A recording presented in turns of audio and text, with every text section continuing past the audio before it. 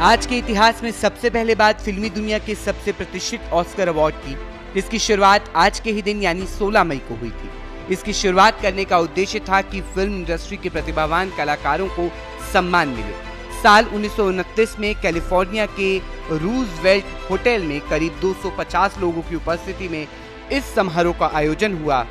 Director William वेलमैन की film wings ने best film का अवार्ड जीता। इस समारोह में कुल 12 कैटेगरी में ऑस्कर अवार्ड दिए गए। शुरुआत में इस अवार्ड को एकेडमी अवार्ड्स ऑफ मेरिट के नाम से जाना जाता था। साल 1939 में इसे बदलकर ऑस्कर कर दिया गया। आज फिल्मी दुनिया में काम करने वाले हर कलाकार के लिए ऑस्कर जीतना एक सपने जैसा है। इतिहास के दूसरे हिस्से में बात भारत के पूर्व प्रधानमंत्री पंडित अटल बिहारी वाजपेयी की होगी। साल 1996 में लोकसभा चुनाव में बीजेपी देश की सबसे बड़ी पार्टी बनकर उभरी। उसने 161 सीटें जीती और गठबंधन सरकार बनाने का दावा किया।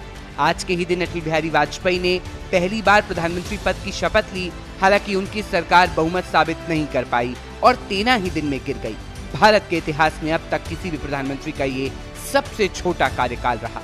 1998 में बीच में ही चुनाव हुए। एक बार फिर बीजेपी सबसे बड़े दल और एनडीए सबसे बड़े गठबंधन के रूप में उभरा। अटल जी दोबारा प्रधानमंत्री बने, लेकिन उनका ये कार्यकाल भी बहुत लंबा नहीं रहा। 13 महीने बाद उन्हें इस्तीफा देना पड़ा। एक बार फिर मध्यावधि चुनाव हुए। इस बार एनडीए 303 सीटें जीतकर बहुमत के साथ सत्ता में वापस आया। इतिहास के तीसरे हिस्से में बात हरियाणा की एक अदालत के ऐतिहासिक फैसले की करेंगे। आज के ही दिन हरियाणा की एक कोर्ट ने ऐतिहासिक फैसला सुनाते हुए 10 साल की बच्ची को गर्भपात की इजाजत दी थी। बच्ची को 22 हफ्तों का गर्भ था। उस समय के भारतीय कानूनों के मुताबिक 20 हफ्तों से ज्यादा के गर्भपात की इजाजत नहीं थी। मामला हरियाणा के रोहतक का है। यहाँ बिहार से आई एक महिला अपने 4 बच्चों के साथ रहती थी।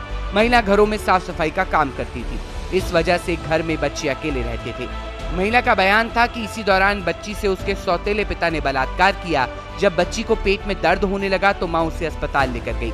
जांच में पता चला कि बच्ची गर्भवती है। मां ने बच्ची का गर्भपात कराना चाहा, लेकिन डॉक्टरों ने कानून का हवाला देते हुए मना कर दिया।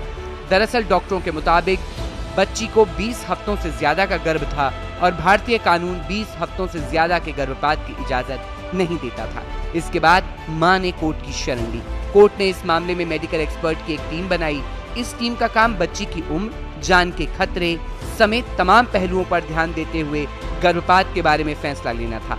इस टीम की सिफारिशों के बाद आज के ही दिन अदालत ने बच्ची के हक में फैसला सुनाते हुए उसे गर्भपात की इजाजत दी थी। इसके साथ ही गर्भपात से जुड़े भारतीय कानूनों में बदलाव की मांग उठने लगी।